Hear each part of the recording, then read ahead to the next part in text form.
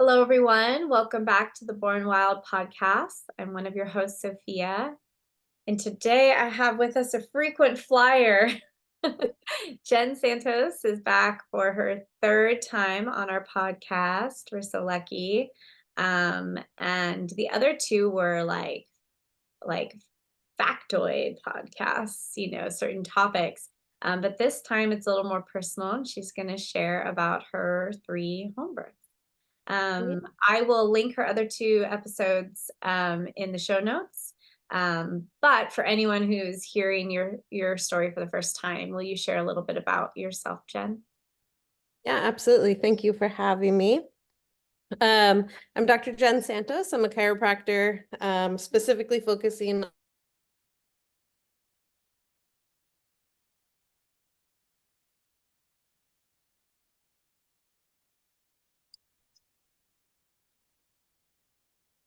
All right. Thank you so much for having me, Sophia. I am Dr. Jen Santos. I am a prenatal pediatric chiropractor. I am a co-owner of Acorn Chiropractic Club, which is an office, a chiropractic practice in Petaluma, Santa Rosa, and Napa. We specialize in family chiropractic, but specifically that perinatal period and pediatric time. But today I get to be a mama. I am talking all about my 3 home births. Yes. So start wherever that journey starts for you. For some people, their story is I always wanted to be a mom, and other people are like, I found out I was pregnant. Where does your mama journey begin? Yeah. So when I was actually, gosh, I think I was like 14.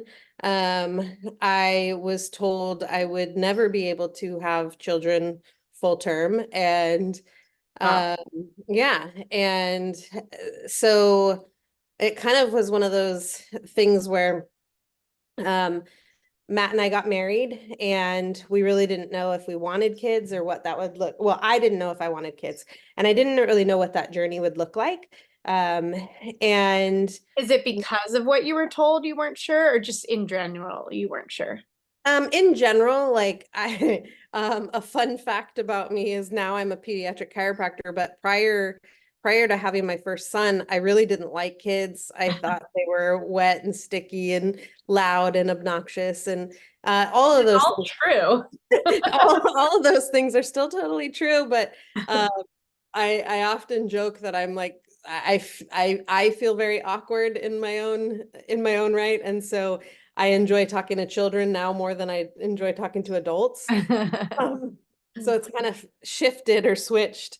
Um, but yeah, so we really Matt and I had been married for about 5 years, and we didn't really know what we were doing. And he decided to go to chiropractic college, and I started looking into it and decided to go with him.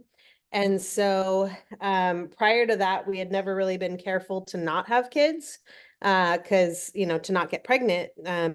So I really hadn't used like birth control or anything like that because I was told I wouldn't be able to have kids. Mhm. Um, and 2 things happened.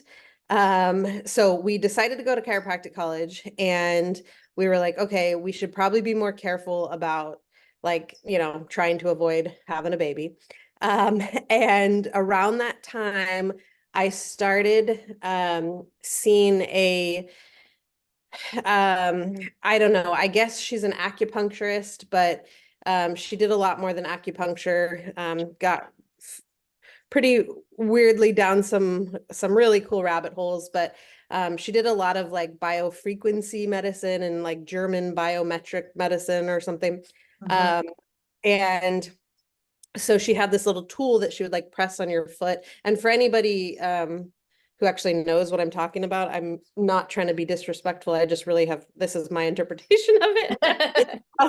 But she would like take this little device and like put it on your foot and then tell you, based on the frequencies, like what your body needed or what you should not be, you know, eating and all of that kind of stuff. And I started that, and then at that time, my dad, who was a chiropractor, got a new X-ray machine, and so we were trying to calibrate the X-ray machine, and I was like, "Hey, actually, I'd like to get X-rays before I go to chiropractic college."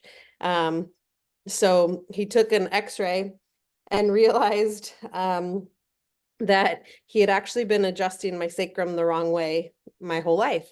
Whoa. Um, so started adjusting it a different way, um, and I had my first like two like normal periods that I had ever had in my life. Like I didn't have menstrual cramps, and I had a period, and then like 30 days later I had another period. Wow. And um, so I think between the two of starting with that woman and then getting adjusted correctly, it kind of like stimulated my fertility. Um, and within about 2 months, I found out I was pregnant. And so we kind of examined what that would look like because we were supposed to start chiropractic college, and we postponed chiropractic college and ended up moving across the country and starting in South Carolina when I was 2 months postpartum with Wow. our son. That's Yeah. a lot. So for his birth, um, really it was kind of an interesting thing Well, because well, first of all, I mean, I don't know if you were gonna just go straight to the birth, but like pregnancy, like how was that? Was it pretty straightforward? Like, what about like testing options and things? Like, what was pregnancy like with him? yeah. So I found out I was pregnant because my breasts were super tender. Hmm. And I was like, what is going on? And my friend was like, oh, you should take a pregnancy test. And I was like, haha, like that would be funny. We're trying not to get pregnant for the first time in 5 years. Um, and I took it and it lit up real quick. Yeah. And so I was like, oh. So I did what any neurotic person does and went to the store and bought like 27 more tests and Yeah. peed 27 more times, and every single one was positive very quickly. And so I called the acupuncturist that I had been seeing and I said, "Hey, I need to come for an emergency visit." Um, and she told me that I was in fact pregnant. She felt like based on the frequencies that she was getting that it would be a boy and that my due date would be April 19th. Based on, all the stuff. So how Uh, far along would that have put you at that moment? I must have been like, oh, I mean, probably about 3 weeks pregnant. So like So very, very early. yeah, so like maybe a week gestation. Like it was Yeah. very early. I wasn't sure if because your periods had been irregular, if you had just like missed it and then chalked it up to being irregular, and you Oh, were farther along. yeah. But so you knew pretty soon. Yeah, we knew really, really, really quickly. Yeah. And that was why we were kind of like, I think we thought her date was it was too far out, like, because that, I think, is that right? That would have made me do like that. Yeah, that would have meant I was like not a week pregnant, but like 3 weeks pregnant, but the first 2 weeks don't really count. Right. So I thought it was a little too early, but that's what she said. Um, and then it was sort of like we were kind of in the philosophy of like chiropractic. Chiropractic has this idea that your body is self-healing, self-sustaining, and it wants to self-regulate. Where, it always wants to go toward like health and vitality. And so we really I didn't see anybody. Both my husband and I were actually born at home. And Mhm. so home birth for us was just sort of always, um, like just always the option. Mhm. And do I you grew think up, that that's more common in the chiropractic world in general? Like because your father was a chiropractor? Like to have home births? Like, is it really common for chiropractors? um, I think that that's like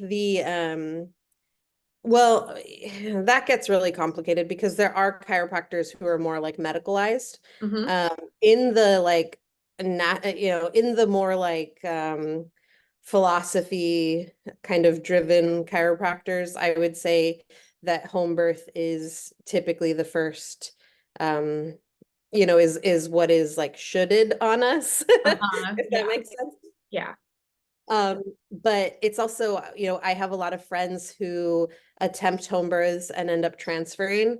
Mhm. Um, and I think that that goes into, there's a lot of torsion in our bodies, like from working on patients and Yeah. doing adjustments, that it creates a lot of torsion. And so for the most part, I think that, ideally in a perfect world, most people, most female chiropractors would that are in the realm of more holistic, natural kind of minded would choose a home birth, but a lot of times, unfortunately, it ends up in a transfer. Mm-hmm. Mm-hmm. Um, and it's sort of the curse of like, this preconceived notion that they're supposed to have it be a certain way. Um, and so, I think, I don't know if it's that like that's really what they want or if that's really what they're supposed to quote unquote have. And Yeah. so, um, but for us, I wasn't a chiropractor at the time, with my first. And for us, it was just sort of like, that was sort of the like I grew up like there was no pathology, like in a happy, healthy, normal pregnancy, like that's a very viable option, is home birth. And that I it wasn't until I got into college and somebody said, well, home birth is not safe. And I was like, really? Why not? And like it hadn't even, I grew up so the opposite way of like, it was just a normal thing. And unless something was going on, that's, babies are born at home. And it was never really, it was never even a consideration that we would not have the baby at home. Yeah. The home birth was the default. Yeah. Yeah, for us. And not that we didn't like, I hate to say it that way because like, certainly I wasn't stupid. Like I know that hospitals exist. Yeah. I didn't not think about it. But it just for us, it was just we just knew. I mean, I don't even remember ever initially having a conversation with Matt about where we would have the baby. It was just like, yeah, of course, that's what we're gonna do. You both assumed that unless something Yeah, came up. Yeah. exactly. So pregnancy, I didn't see anyone, other than the acupuncturist. I didn't see anyone through the first trimester. I didn't see anybody, and then we got in a car accident and I would have been about 24 weeks-ish pregnant and had some blood, like bleeding, like blood clots and stuff like that, like bright red after the accident. Um, and I was like, well, I should probably go get this checked out. And so we went to this clinic, the clinic that I was actually, my mom went to when she was pregnant with me. Oh. And the doctor came in and he was like, okay, well, we could do a pelvic exam. And I was like, that seems really invasive for what's going on. And I didn't want it to like, in my thought process, it seemed like if something was like on the verge, it could like stimulate stuff the wrong way and, cause preterm stuff. And I was like, I don't really want to do that. And so he was like, okay, well, we could do an ultrasound and podcast 85, you can listen to the whole spiel on. But I was Oh, like, wait, yeah, hold on, Jen. Can you say that again? You said we could do an ultrasound, but then you cut out. yeah, okay. So he said we could do an ultrasound, and then I jokingly said, if we go back to podcast 85, you can listen to Yeah. me ranting about that. So I said no, I didn't want to do I didn't want to do an ultrasound. And then he said, okay, well, we could do a fetoscope. And I said, okay, I'm fine with a fetoscope. And so they listened. He found the heartbeat. And And then he did a blood test and fundal measurement, and he said that based on all of that, he thought that my due date was more like March 5th. Mhm. And that seemed more like that made more sense to me at the time. Mhm. Um, and so then we were kind of like, okay, well, I'm due more like March 5th-ish area. And then about 3 weeks after that, so we went home and just kind of were like, all right, well, we're gonna just trust the process that my body is gonna take care of whatever this bleeding was, and the baby is gonna be fine. And you know, went home. And then I started looking for midwives at that point. This was, gosh, 15 years ago. Um, so we found our midwife and started meeting with her. And as we got closer to the due date, she said, March 5th doesn't really make any sense. I think it's much later. Like, let's go with March 31st. Which is funny, like all three of the dates are like nowhere near each other. Exactly. Exactly. But it felt like such a I think she said March 31st because if she had said April something, she knows I would have probably just like flipped out. Because it felt like such a loss. Like it felt like, what do you mean? I thought I was closer to being done. And Yeah. it kind of goes into like the whole idea of a due date is such BS anyway. Um, but it felt like I had somehow failed my pregnancy or something, like it just felt, I don't know. I just remember feeling so like I had like lost a prize or like something had been taken away, and it wasn't fair. Um, and so we went through the pregnancy. I mean, I declined ultrasounds, I declined blood tests. And I really didn't know a whole lot about pregnancy stuff. I declined the um gestational diabetes one. And then as we got closer, um, I I think I did the group B strep one. Um, and I think that was kind of it. Mhm. Uh, and then as we got closer, we had moved to I was seeing the midwife kind of like every other day or something. Um, and she one day said, I think your baby is breech. And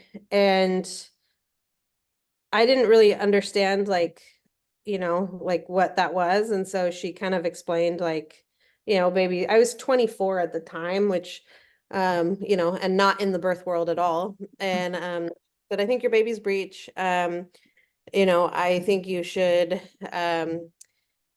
go see a Webster certified chiropractor, go to acupuncture, and like she gave me all these recommendations. Check out the Spinning Babies website. Um, and so we started doing that, um, and it became all consuming. Like my whole life became about trying to get this baby to go head down. Mhm. And one day I had gone out, and I don't even remember what it was, but it was like a forest bath or something. Like this woman out in Sebastopol, she was an acupuncturist and like I don't know, forest bather. I don't know what she did, but she was like chanting, like doing all this like ceremonial stuff. And I was just like, I'm so desperate to get this baby to go head down. I will do whatever. But like, and then immediately she then burned like mugworts or amoxibustion on my feet. And then I went to the chiropractor and I got adjusted, and then I had acupuncture, and it was literally like my entire day was focused on getting the baby to go head down. Mhm. And that night I was laying in bed and I felt him go from like his little head was like shoved under my right rib cage, and I felt him go like almost completely transverse. Mhm. And I knew that head down babies could be born, breech babies could be born, but transverse babies cannot be born. And so I was like, wait a minute, I don't want you transverse. Um, and so he went like almost, and he was moving a lot and kind of grooving. And then he went like totally transverse, got super still, and then like whipped back up. Like his head went right back up to like over by my liver, like under my right rib cage. And I just got this like overwhelming sense of like, I don't think this is like, I think this is not right. Like, I don't want to spend my last little bit of pregnancy being stressed out that this baby's supposed to go into a certain position. And so the next day we met with the midwife and she was explaining, we could do this, we could do that, all the different options. Um, we had tried all the things, and she said, the last option is there's something called an ECV, external cephalic version. And I was like, what's that? And she's like, basically, the doctor manually tries to move the baby. And my baby just like kicked me or punched me, I don't know, but it was like this inherent no, like just in my mama heart, in my body, it was just a hell no for me. Mhm. And I was like, we're not doing that. Right? We like, I'll go out into the forest, I will chant, I will dance, burn, Harry Potter stuff at my feet. I will go to chiropractic. I will do acupuncture. I will do the spinning baby stuff. But for whatever reason, for me, it was like my baby was like, no, we're not doing an ECV. And I was like, no, we're not doing it. And so then my midwife said, I'm comfortable delivering a breech baby. Um, and we can kind of walk through how that would work. And it's totally up to you. And the other option is you would go to the hospital and have a cesarean. And I was like, well, that doesn't seem like a good option to me. Um, and so we got out of that appointment and we called my mother-in-law. And I am just like so blessed. I have the best mother-in-law, I think, Aw. for me. We call her and she grew up on a dairy. She was a dairy person, and we call her and we're like, well, we just found out, the baby is breech and we've been trying all these things and, and we don't know. And so now we're trying to, and she had 3 home births and we're like, we're trying to figure out if we should do the hospital thing or if we should just stick to our original plan of the home birth. And she just says, well, I don't really understand the problem. Cows are born breech all the time. It's a little more, like it's a little more involved, but like, it's okay. And Yeah. I was like, huh, Like and like, what's the fuss? exactly, exactly. And her like, and I don't think she didn't mean anything by it. Like, and, she's not in the birth world, she had 3 home births and, all head down, but to her, it was like, what's the big deal? Like, it's okay, and it was like, huh. And then we called my parents and my dad, who was a chiropractor, was like, well, this is kind of where the rubber meets the road. Do you believe that your baby is super smart and knows the position that they need to be born in? You've been doing all the things to get baby to flip if baby wanted to flip. Baby's not flipping. So like perhaps there's a reason. There's an intelligence in the body that makes the baby be this way. Mhm. You were like, huh, okay. Um, and so we got to March, we got through March. My dates, both of them came and went, and I was still pregnant. And we got to about mid-April. And anyway, he ended up being born April 22nd. Wow. So, in my mind, very late. Uh-huh. And, he was born at home. I woke up in the morning and was like, oh, I have to pee. And I stood up and immediately my water broke. And um, immediately my water broke and I immediately fell to the ground and started having like major surges, like major contractions.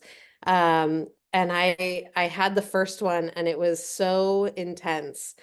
And I looked at my husband between the first one and the second one, and I was like, if this is like the little contractions that people are like, oh, I think I'm in labor, I'm gonna go make a sandwich. I was like, if these are the little contractions, I'm not gonna do this. Like, take Yeah. me to the hospital, give me the drugs. Like, no, thank you. I am Yeah, I not. can relate. I relate to you on that one because I remember from number one to number two, I was like, oh God, if I'm doing 12 to 24 hours of this, I'm fucked. Like, Yeah, there's no exactly. way.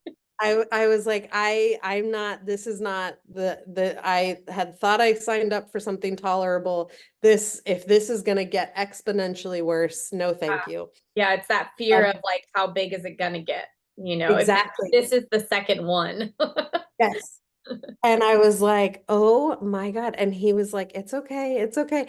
And I started throwing up and, doing all the things. And I was like, I have to pee. And so I went into the bathroom and he called the midwife and he said, hey, labor's begun. And she's like, okay, well, typically the first baby, baby being breech could be several hours. So, I'm just going to drop off my kids at school and get some breakfast or something. And then I'll head up and so I go to the bathroom and, the way that I can describe it is like, I like, when you like bear down a little bit to like go pee. Uh-huh. Um, well, I did that and I immediately felt like it almost felt like when you've left like a tampon in too long and like you sneeze or something, it kind of like pushes out. And I did that and I was like, oh my God, I'm like, Matt, something's coming out of me.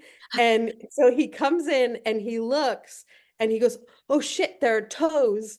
And, and so, I mean, and I Wait, had so tell us, how long have you been in labor at this point? probably about 40 minutes, Oh my God. something like that. Yeah, like it was quick. And so he called and he was like, he called the midwife and he's like, there are toes. I can see them. You need to get here. Like, and she was like, well, don't touch them, and so she's like, okay, try to like, don't push, try to get on your side and lay down. And so I was like, okay, so I get on my side, lay down. And I think like looking back, she's probably just trying to keep me out of gravity to make sure that she made it in time. I don't Yeah, know. probably. Um, and so she gets there and she, kind of assesses the situation. She did an exam and she said that I was I don't know, like 9.5 centimeters. And she said, let's wait 2 more contractions and then see. And so I think by the time she got there, I had been in labor like 2 hours or something like that. So it was, yeah. Um, and there was this foot that was just hanging out. And so then we moved to the room. I started, so she said not to push until his like umbilicus was like out, until like he had gotten to his belly button Uh-huh. or his cord. Um, and so my body was just sort of like going through the contractions. And that was really like, honestly, the most awful part was feeling like my body needed to like push and being told, don't push, don't push. Yeah. Uh, and it was like, it was not the like, not like necessarily like the empowering experience that I wanted, because I wanted to just listen to my body. And if my body was telling me to push, I probably should have pushed. Mhm. And I just did, so I was like, all right. And so we waited and then she said, okay, you need to start pushing. And so then I started pushing.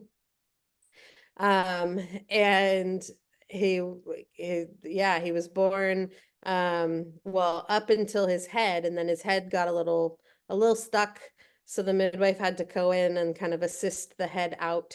Um, and then he was born, and he needed a little bit of like resuscitation at first. He was born a little blue, and we had been prepared for that because we had been told that often breech babies are not necessarily breathing when they're first born, and they're a little blue and all of that. And so my Yeah, midwife, sometimes we usually tell people like their APGARs can be a little lower, and it doesn't necessarily mean that they're going to need resuscitation, but like to yeah, expect that they're going to be a little stunned when they come out.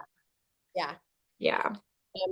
And so yeah, I mean, my dad was by that time, by the time he was born, my dad was there, my mom was there, my husband's mom was there, and my husband was there. And so they were all like around me, and um yeah, and so he came out, and they I think she like rubbed his back a little bit, gave him some oxygen, and he started kind of coming to and woke up a little bit. Um, and that was it. I mean, that day, so start to finish, from the first inkling of labor to he was out was about 3.5 hours. It's just Uh, wild. Yeah. um, The fastest first birth that I've had in our practice was 4 hours. Uh, yeah, yeah. Wow. yeah. And it was, I mean, it was relatively straightforward. I mean, a little complicated with the breech thing, um, but then I felt great. I had a little bit of tearing. I was sutured, and then I felt great. Like that day we invited people over, and my dumbass was up like, hosting, like So what you're cooking. saying is you don't recommend that to people listening. No, I do not recommend that. I felt awesome. I was so excited to have a baby, and I was in the kitchen like cooking for people. Oh my And gosh, Jen. yeah, and then the next day I felt like I got hit by a truck, and I called the midwife, and I was like, everything hurts. Why? It felt so good yesterday. And she's like, what'd you do yesterday? And I was like, I just had everybody over and cooked. And she's like, what are you doing? Like, I got that. Yeah, chastised. um yeah, spent the next couple days hanging out with baby, and then we packed up our house and moved from Roanoke Park to South Carolina to go to chiropractic college. Oh my gosh. Yeah. So we This is went through also a thing for you, moving during a oh pregnancy my or God, postpartum. right? I know. Yeah, so then we moved and started chiropractic college, and came home, graduated, started our business, and So at what then point did you decide you liked babies and children? oh, well, so it was actually before, it was during my pregnancy, that I decided that I wanted to be a pediatric chiropractor, Mm, because my thought was that um if you can start working on babies and children and help with their like neurodevelopmental um growth and health and development, they won't grow into the patterns that we see in so many adults. mhm. And so it kind of came from this idea that if we can start kids off young, and then grow them into healthy adults, then we won't see the same problems that we see, in Like adults. preventative care, Exactly. And which I don't think many people think about, most people, in terms of chiropractics. It's usually like your back is injured, then you go right. to your chiropractor until it's better, and then you don't. Yeah. Yeah. So for us, for me, it really kind of came from like, if we could, there's a quote that says it's easier to grow healthy children than fix broken adults. Hmm. And for me, that was so like, that made so much sense. And it was like, if we can start them off, chiropractic is not about back pain, it's about brain development and brain function.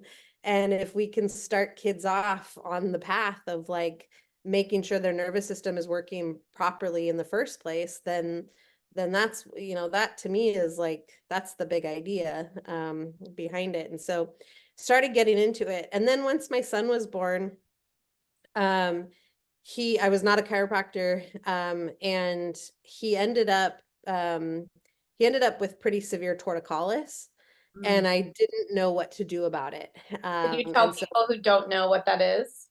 yeah, so his head was kind of like stuck, like his ear was like kind of like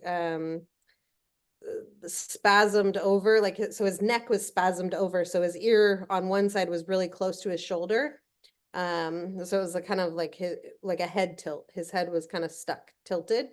Mhm. Um, and I didn't know it, and so that his he- development and like all of that made me really want to dive into working with kids, because it made everything more difficult. It made driving in the car more difficult. It made breastfeeding more difficult. And it was like, we want to help be able to fix that, but also like, I just kept thinking like he's growing asymmetrically, like his brain is gonna develop a little crooked, and so I wanted to help with that. um so started getting into when I started chiropractic college, I had already had him. And so I just kind of knew that was what I wanted. So going through every class, I would always kind of relate it back to either pregnancy or pediatrics in chiropractic college. So we would be in cardiology, our cardiology class, and I would be like, okay, but what about for kids? What about for, adults that are like pregnancy? How does that affect that? So I was always asking those questions. Um, so yeah. And just to clarify, both you and your husband Matt went to school at the same time Yeah. Yeah, we went together with a baby. with the baby. Bless you. I know. I was thinking about it the other day. We started in 2010. We started chiropractic college, and in 2010 and 2011, we were in South Carolina, and I would pump in the bathroom at the school. Mhm. And I was like, and there was nowhere to pump anywhere else. And I was told it was inappropriate to pump in the student lounge. And, I'm like, wow, I guarantee you those like laws, like, or like protections, have changed since then. Yeah. Like it was pretty funny. Yeah, so we started our practice, and we were a couple years into practice. And I we started talking about trying to have another baby, and So got pause. pregnant. You started your practice in South Carolina or you came back? We came back. We came back and started our practice here. Um, and so we started Acorn in 2014, and I think that's um, when we met. Yeah. I think so. Yeah, yeah. Happy 10-year anniversary. Oh, it's our anniversary. Yeah, so we started our practice in 2014. In 2016, I got pregnant with our second baby, and 2017, I had him. Mhm. So, yeah. And so what was that experience like? Just like anything different in terms of the pregnancy, like how you cared for yourself or what showed up in pregnancy? So yeah, I mean, so it was a different pregnancy. I was older. I think I was 7 years older, and I had gone through chiropractic college, and I really was starting to immerse myself in the birth community, and kind of I had been to several births at that point, so I had seen more. Um, I think Noah's birth. So my first birth was the first birth I ever attended other than my own, other than when I was born. Right. Uh, Which I think is true for most people. Yeah. right. And then for my second, I had been to, probably over 100 births at that point. And like Um, in what capacity? um, as their chiropractor. Mhm. Sometimes I come as a chiropractor and stay as a doula, like Yeah. unintentional doula of like, hey, actually, I just want you to stay. Please don't leave. And I'm like, Yeah. okay. Yeah. And so I had seen a lot more stuff at that point, but my pregnancy was relatively uneventful. I got pregnant, hired the same midwife that I had used for my second, or no, for my first. Mhm. And uh, like just kind of went through the same stuff, denied all the, or declined all the ultrasounds and the testing and the, all the things. I didn't want to do any of that. And my big focus was to get my baby head down. Like I really wanted a down baby. Mhm. Uh, and so, went through the pregnancy, and got to my due date, and when got to my due date, and that came and went, and I was gonna say, I was curious how accurate your due date was this time for you. so he was born 41 and 1. Okay. Which, I mean, I think I'm kind of just a slow cooker. I think I'm like more of like a crock pot than an Instapot when it comes to making babies.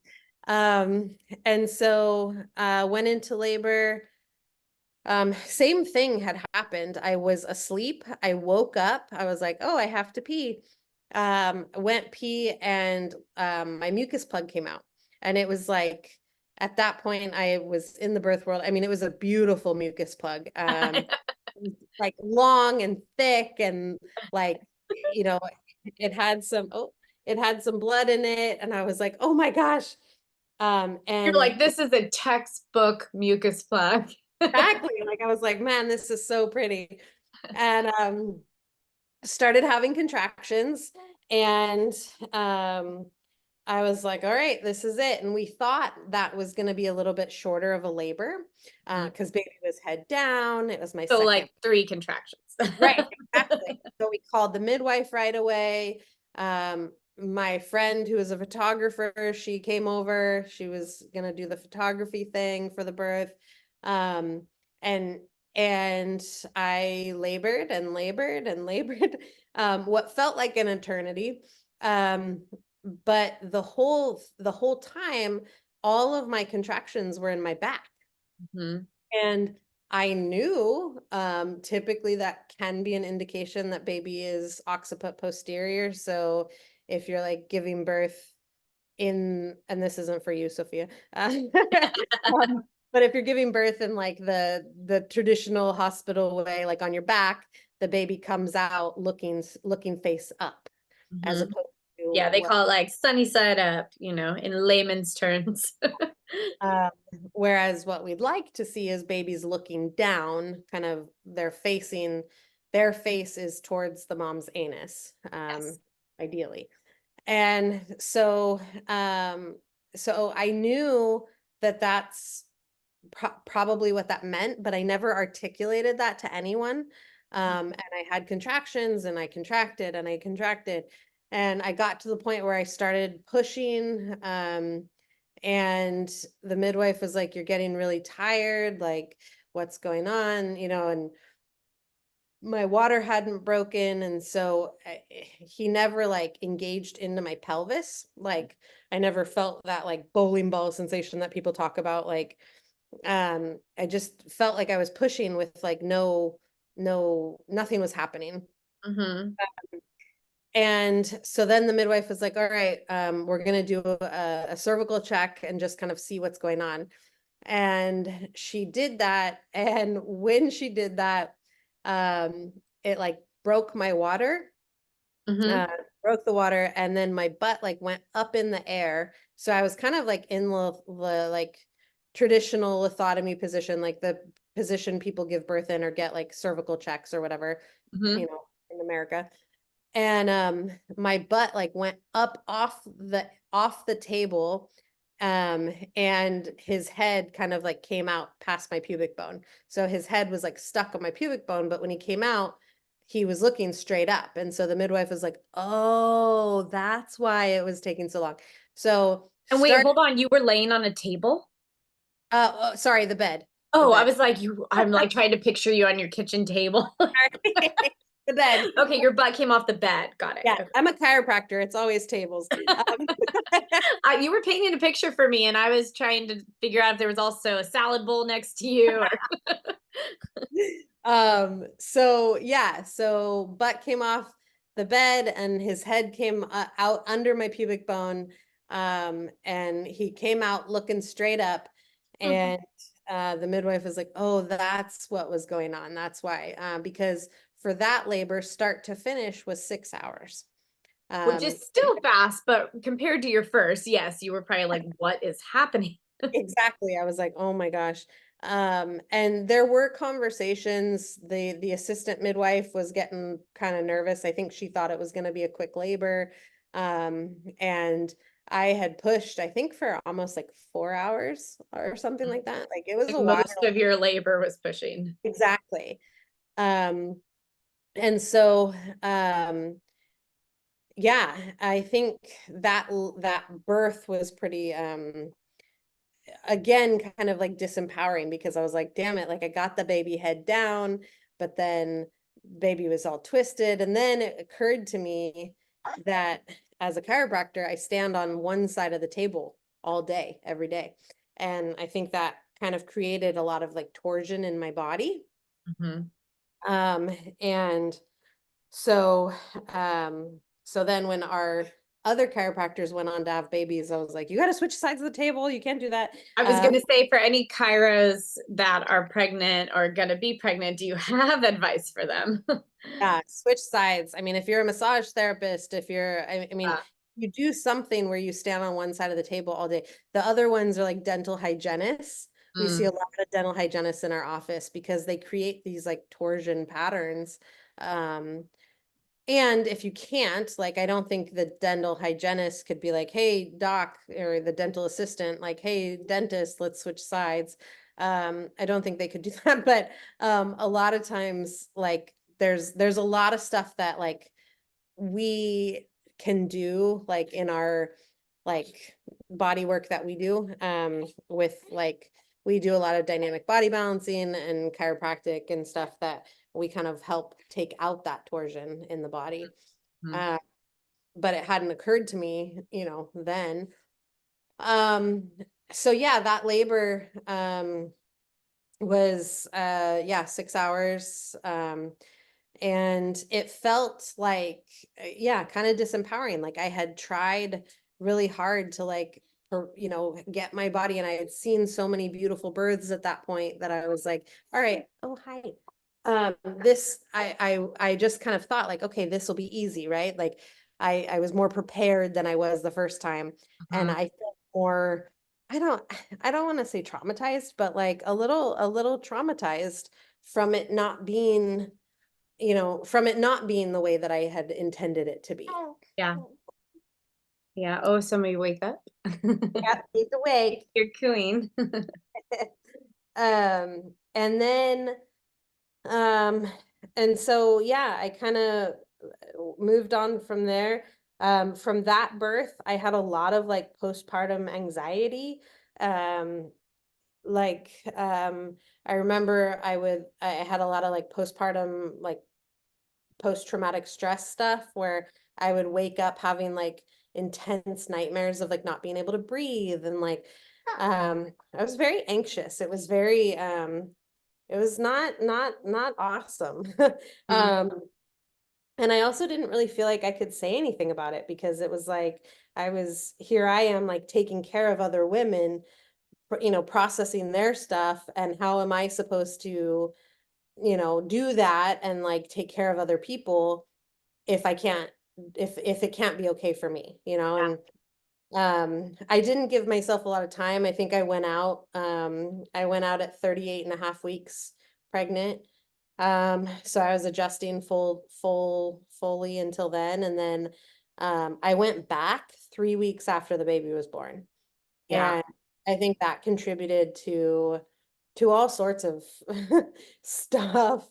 Um, and then I had a newborn, so I wasn't sleeping the best, and I wasn't, and it was like this picture of like, oh, I'm trying to process this and trying to be okay in the world, and it wasn't, and yeah, it was not Like the like, whole burning the candle at both ends kind yeah, of. Yeah. yeah, yeah. So then I continued. continued on for the next 7 years. So all of our kids are 7 years apart. So we have a 14-year-old, a 7-year-old, and an 8-week-old. Hmm. So they're all 7 years apart. And then with this one, I thought we were done. Last year I had kind of started to feel like we were done in our family. I didn't necessarily want to start all over again and have another newborn. And so I started last year, started having symptoms of basically what I perceived as like maybe menopause.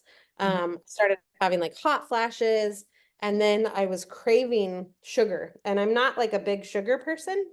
Both the other pregnancies with both my other boys, the one of the big reasons that I found out I was pregnant is I was craving like pickles and mustard. And that was that was Oh, are you still there?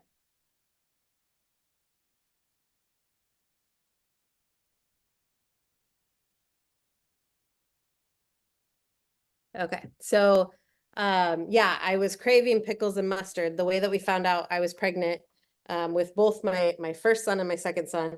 The second time we went to Costco and they had a huge thing of pickles and a huge thing of mustard. And I was like, I need both of those. And my husband was like, maybe you're pregnant. And I was like, that's true.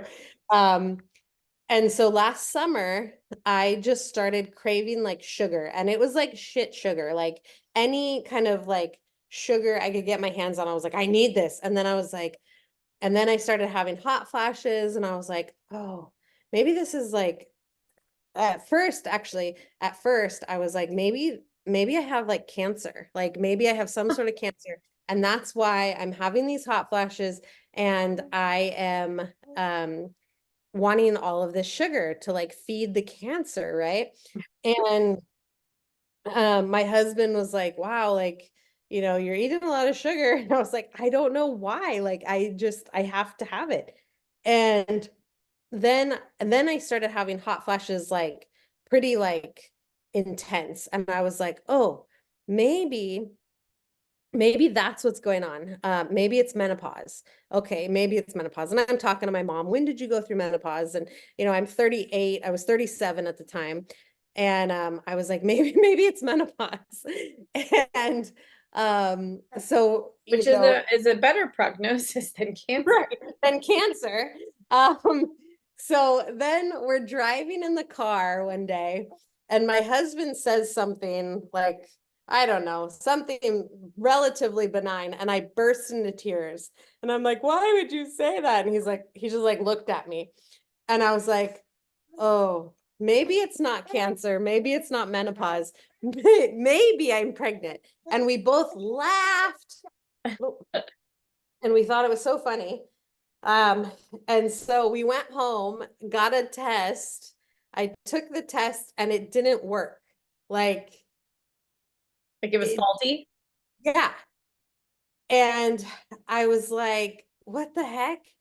So we're like, all right, we have to go get another one. So we went to Target, got two different kinds, and I took it, and it changed so fast. Like I didn't have to wait the however long you're supposed to wait. Like as soon as I peed on it, it just like bing, like Yeah. changed. I was like, oh, it was like, and so I looked at my husband and I was like, it was basically the test way of being like, no, dumbass, it's not cancer, it's not menopause, you're pregnant. Yeah. Oh, okay. Um, and I, so I just kind of sat with that for a minute. I think I texted you like the day after, and I was like, oh my gosh. Um, and and from my second son to my third son, I had been to more births, gotten more into the birth world. And I was like, I didn't really know what I wanted to do. The midwife that I had used moved away. Um, and I didn't really know what I wanted my midwifery care to look like, because I was, or like just care in general. I knew I was going to have a home birth, but I didn't know what I wanted it to look like because it was like new again. And I had worked with you and obviously loved you, but hadn't been on the like receiving side of your care. I Mhm. had been, the like person coming, Caring for our moms and caring for my family. exactly. And so it was like, and so I was like, maybe I just want to like the last birth that I had, I was just kind of like, I want it to be so different than, and like, I don't want it to, trigger any of the like, I don't know, just like the feelings that I had from that disempowering experience. And so, and I didn't want to do any of the tests because I found out I was pregnant when I was 37, but I was going to be 38. I knew it was like, quote unquote, a geriatric pregnancy. Um, I didn't want to see anybody and be told that I was old and like all of that stuff. Um, and so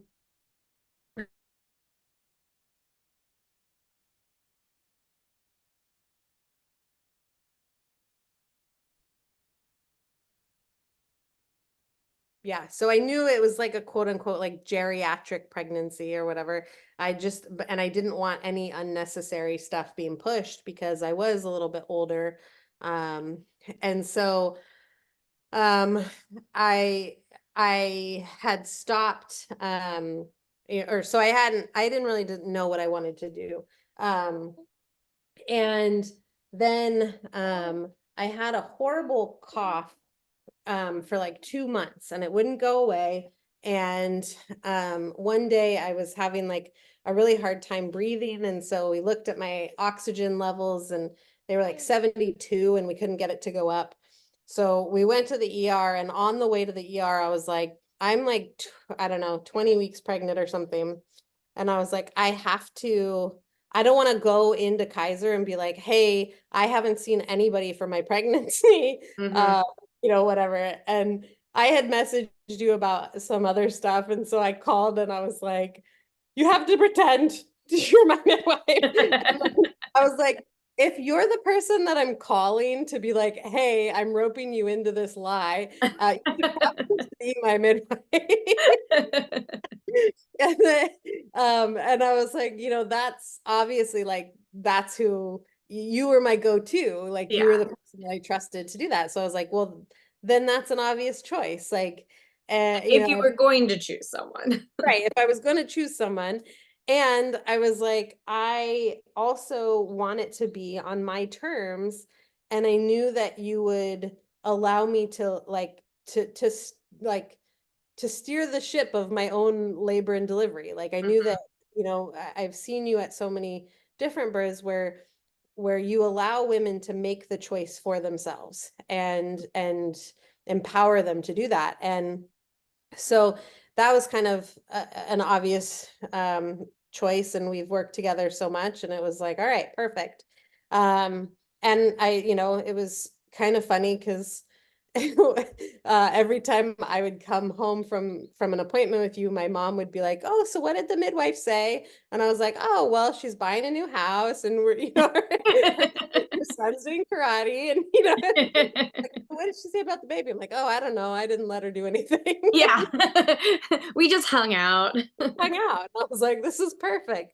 But what I also didn't expect, and I kind of appreciated you holding space for, was like, I think because I have gotten so like down the rabbit hole of the birth world and all of that, and I taught obstetrics and gynecology and at the chiropractic college um, and like now I'm one of the instructors for Webster. So like Webster is a chiropractic technique specific for pregnancy. And so I teach and certify other chiropractors around the country for that. I didn't expect that I would feel like there was like a lot of like that I should do a certain way of birth. Mhm. Um, and and I also in my own mind was like, again, this is like I've had two successful births, but like were they because of me or because of my midwife or like, and so I ended up with like a lot of anxiety about everything that could possibly go wrong. Mhm. Um, and like, Yeah. um, and it was really interesting because on one hand, I'm like, yay, the power that made the body heals the body. And like, this is all so amazing. Trust the birth process. And then I'm like, yeah, but what if, what if, and it was really hard to like kind of sit with that and figure out like, why am I doing that? Like, why am I experiencing so much of that? Mhm. And, and I think a big part of it was I hadn't had like a quote unquote like what I perceived as like a normal labor and delivery. And I was like, what's wrong with my body? Why haven't I done that? And it was like, it was really interesting. And then it was like, okay, what's the worst? I think in one of our prenatal appointments, you were like, what's the worst outcome? And I was like, well, a transfer with a cesarean. And you're like, but why? And it was like, okay, why? Why is that the worst outcome? Mhm. Well, because of like social stuff. Like I would feel embarrassed. I would feel, whatever. And I had to sit with that and just kind of like, what happens if I don't think people are going to be really disappointed in me. It Mhm. would be my own garbage that I'm bringing in as disappointment. Mhm. Um, and so um, yeah, that was kind of interesting. I had a girlfriend that came out. Oh, hold on. I had a girlfriend that, okay, he wants to say hi too. Hello. Are you looking for milk? Yep, all day. Um, I had a girlfriend that came out who's also, so both of us are instructors for the International Chiropractic Pediatric Association. And we're both instructors for dynamic body balancing. And she came out to help me teach one of my classes. And when she came out, she did like a whole body balancing session on me, and it changed. Like, I feel like it just balanced my whole system. It got my head on straight. Actually, well, before that, I had gone to Belize. And while I was in Belize, it was a instructor. Oh, hold on. It was an ICP. No, it was a dynamic body balancing instructor retreat. So we had gone out there as all of us instructors to Belize, and they worked on me so much while we were there. And I feel like I kind of like got my head on straight a little bit, got to really sit with all of that like anxiety that I had like conjured up. And kind of gotten like tried to work through that as much as possible. Mhm. And then um, during that trip, my friend said that she would come out and help me teach my last class because I was like going to be like, I don't know, 37 weeks or something teaching a class. And she's like, I'll just come out and help teach it for you. And then we can, balance you again and, make sure everything's all set. And so she came out, she worked on me. Um, and it was the first time I felt like a head in my pelvis, like, and it was uncomfortable because I had never felt that before. But the baby was low and in my pelvis, and I was like, oh man. And you're thinking because your second birth, he was posterior, you didn't really feel that sensation. Right, He was exactly. head down. There was a head in your pelvis, but you didn't Well, feel yeah, the but sensation. it wasn't, yeah, like he was like way up, like Yeah. high up, and didn't like, engage until like he was coming out basically. Yeah. Uh, and so yeah. Um, and then I think like one of our last appointments, you were like, all right, walk me through what the perfect birth for you looks like. And I'm like, ah, I don't want to do this. I just want this baby out. And we went through the I was like, process. you won't let me do anything else, so So let's just talk about this. And it was like I wanted to wake up in the middle of the night and be in labor because that's what I had had before, and that's what I knew, and I just felt like that's what I wanted. And I wanted labor to be shorter than that 6 hours because that was too long. Um, and one of the things that kept coming up is like I didn't want any cervical checks. I didn't want to be disrupted. I wanted, I love you, but I wanted you to just be away from me and sit there and just maybe get some pictures.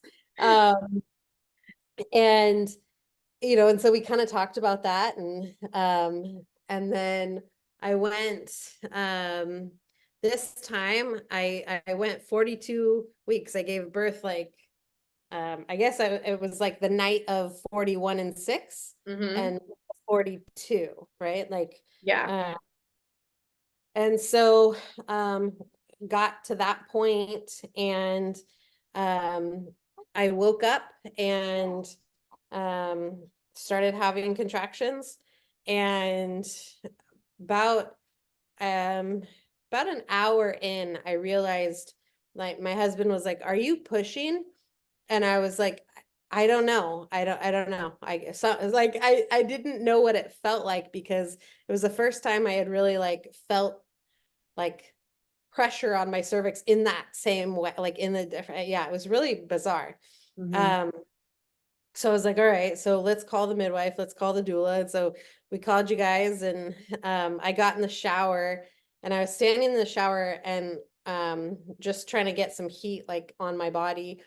And when I went to get out, I turned the shower off and then put my leg like up on the like bench in our shower to dry off.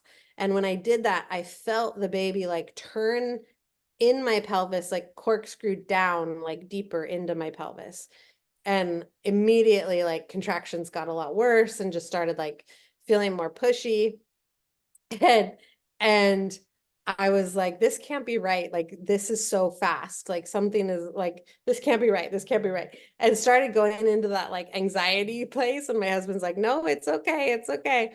Um, and then the doula got there. We started, and she started, um, I don't even know, like, we started like talking about like what position I wanted. I was like, I don't know. And then we got to the position where like my husband was in front of me, like on his knees, and then I was on in front of him on my knees. So we were like facing each other on our knees, like high knees. So we were like up on our knees. Mm-hmm. And I was like, I was like hugging him, like kind of like pulling, and every contraction I would like pull down onto him. And when I would have a contraction, I'd like pull down on him and I would push. And it felt like this, like something was like coming out of my body. And I was like, something's coming out. This is too fast. And in my mind, I just kept seeing all these visions of like prolapses, like a Oh uterus God. coming out, or like a rectum coming, and like all these pictures from chiropractic college. And I'm like, something is wrong. Like, this is wild. Because it had been so fast. Mm-hmm. And it felt really like squishy, like it didn't feel like a head in my mind. It didn't feel like a head, like that's what a head would feel like. Yeah, I had a mom tell me that she thought she was pushing her bladder out once. Yeah. And so I was like, Matt, I need you to just feel it and see if it feels like my bladder or my uterus, or what. And he like put his hand down there and was like, no, that's a head. And I was like, okay. And then when he said that, I was like, all right, now I can push this baby out, because now I know it's a baby and not, some other organ. Um, and so I pushed him, got his head out, and then um it was like not very much. I think it was like I don't know, 2 or 3 pushes that he just came out. And he kind of like slid out. I was really nervous about him like hitting the floor. And I was not very tall. I'm not very tall. So even if I had given birth, like I was on my knees. And so if he had come out, he would have been fine. We were on the carpet. I know sometimes I chart baby caught by yoga mat. Yeah. So So yeah, he kind of like slid out, and the doula had kind of like put her hand there because I had talked about how I was scared about him hitting the ground. Uh-huh. And so she just kind of like let him slide, and then Matt grabbed him. Um, and kind of, I was just like, I was kind of like a little bit in like disbelief that it was actually the baby because it had felt so easy and like fast. Mm-hmm. And And how I think fast was it? it was like 2 hours and 5 minutes Mm-hmm. from the beginning, like from any sensation to he was out. You said you And wanted it shorter than 6 hours. You didn't say that you didn't want it too short. exactly. No, it's fine. I would much rather that. I feel so good Like, with I'll that. take it. Yeah. Yeah, and I remember at some point like being like that was easy.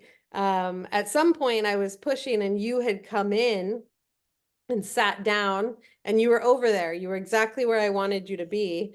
And you videoed it. So I joked later that you were just an expensive photographer. I know. I think like the only notes I took was that you felt rectal pressure and that dad feels baby's head and then baby's born. Yeah, yeah. Uh, and that was kind of it. Like it was just really, but it was like it was such a wild experience because it was so different, and one that like I think is such a like a good testament to like babies know how to be born, and if they're balanced and mom's balanced and in the right position, and like we didn't need any like anything, like I didn't need to be told. And that was a conversation that you and I had before, was like I didn't need to be told to push. Like my body would just kind of took over and started pushing, and like baby like I just needed reassurance that it wasn't a bladder or whatever. Yeah. Yeah. But I didn't need I didn't need a cervical check in labor. And so often it's like people are nervous about that, about like Or they not think having, it's necessary. Yeah. yeah, they think it's necessary, a part of the birth process. And it's like, I didn't need that. And my baby was born and it was awesome. And there was no like, there was no trauma around his birth, which I think is so amazing. Um, and it's like, it's just been really, it's been a very different healing process. I mean, obviously, like, um, I still gave birth. It wasn't like, the most fun thing to do in the whole Still world. physically did it. It's still it's labor. It's laborious. It's and so I there's been like healing, on a physical level, but like there was no emotional trauma. There was no, I didn't feel like there had to be this like emotional healing that had to take place. Um, and it really kind of, I don't know, it's kind of rocked my world a little bit about like how birth can be so gentle and it can be so uninterrupted. And I think I mean, and this is like what I love about your style here is like, had you gotten there and been like, the midwife is here now, let me check you before, like it totally would have disrupted my journey that I was on. It totally would have like felt like it would have taken away from like the process that like it was already happening. Mhm. And um and I think that like, that was that And I was think there could be some like fear of the midwife not making it, especially for a very quick birth, right. versus you being like, oh, my body's meant to do this, my baby's meant to do this, she'll get here when she gets here versus, yeah, Yeah. Yeah. yeah. It was really interesting. Um, Yeah. I'm curious, going back to pregnancy, if you wanted to mention Hawaii at all. Oh yeah. Well, that was Because I'm still pissed that I didn't get to go to Hawaii with I you. forgot about that. Yeah, so we had gone, I think, well, because you and I had mathed wrong, I think. And I forget how many, I think I was 24 weeks or 25 weeks. How long was I? 20. At what point? Oh, no, 34. 34 Yeah, or 'cause I 30. was gonna say you were farther along than No, that. no, I think I was 35 weeks. Yes. Thought I was 36 weeks, I think. I don't know. Something like that. Yeah, so we were in Hawaii. My husband and I went for a little baby moon, and um we were in Hawaii and doing our thing, and well, we had sex and I started leaking, and it felt like it was not like semen, like it felt like it was very like watery. Mhm. Um and so I was like, oh, okay. And so I smelled it, didn't have a whole lot of smell. Like it was just a weird thing. And so I called you, and I was like, something is coming out, it's leaking. And you were like, oh, that's too bad. Do I need to come now? Do you need to come to Hawaii? Um, This sounds like the only safe option. sounds like the only safe option. Um, yeah, and so that was a little exciting. But I think yeah, I'm not really sure what it was. But it was Yeah, and like my this. notes were that you were like 34 weeks. Okay. And yeah, we just kind of discussed like, do you want to try to find something to swab to see if it is fluid? Like I could find a midwife in the area, who could help like rule that out for you. Or I was like, you could even go to some sort of fish store. You just need a pH strip, Yeah. and like, try to figure out like, do you feel safe flying back? Like if baby was born in the air, being young at 34 weeks, like would that feel safe? And yeah, and then you just never had any more fluid and made it back. Yeah. Yeah, Yeah. and I didn't get to go to Hawaii. Sorry. We Yeah. should plan a little trip out there, you know, Yes, to to train. celebrate. Yeah. Uh, Well, anything else you want to share from this like postpartum period? um, well, this has been the first time, I mean, the first time postpartum, but also the first time in my life, like I've been off work. Um, he's 8 weeks. So I've been off work for 12 weeks. No, 12 weeks, 14 weeks, because I went 2 weeks post dates. Um, and I went out at 36 weeks. Um, so I'm going a little crazy, like not doing anything quote unquote at home, but it's also been really fun to like actually be home and slow down and just get to like bond and love on my baby. And Mm, um, I haven't really like, I remember with my first son, it was like we started chiropractic college. So it was like my mission immediately was to try to get as much milk as I possibly could, like saved up. mhm, Uh, so I had to like pump like around the clock. And this was like old school days. So this was like 14 years ago. So they didn't have like wearable pumps the way that they have them now. Those are incredible. So mhm, like, I had to like pump and like be tethered to this thing and try to make enough milk. And then my second pregnant or my second little guy, he came to work with me, but it was still like I had this like scarcity of like I need to make sure that I'm making enough milk. And this time I've been making milk fine and just feeding him. And I've been like, well, I'm gonna keep him with me. Like he's gonna start to, when I go back to work, he's gonna go to work with me for a little while. mhm, And it's just been really interesting. Like I feel like I've like slowed down and really allowed myself to like heal properly and like bond and do the mom thing for a little while, which has been really, really kind of cool. Yeah, because you don't get it back, right? That time. No, no, and he's already so big. Yeah, that's his job. He takes it I know seriously. it. We've Mhm, been doing great. mhm, Yeah, I mean, I feel very fortunate. I mean, as a chiropractor, like most chiropractors aren't given the opportunity to be able to stay home. We're so I have my gang taking care of everybody else while I'm gone. And I think that that's also a testament to the beauty of what we've built at Acorn. But also just, yeah, I mean, it's been really, really, really nice. Beautiful. Well, thank you for coming on and sharing your personal stories. And we'll leave it all in the show notes, but will you share how people can connect with you if they want to? Yeah, Instagram is awesome. Jen Santos DC, I think, is my handle.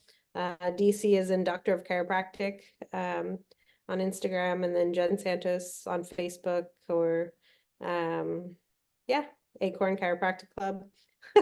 Great. Well, thank you again, Jen. Yeah, thank you.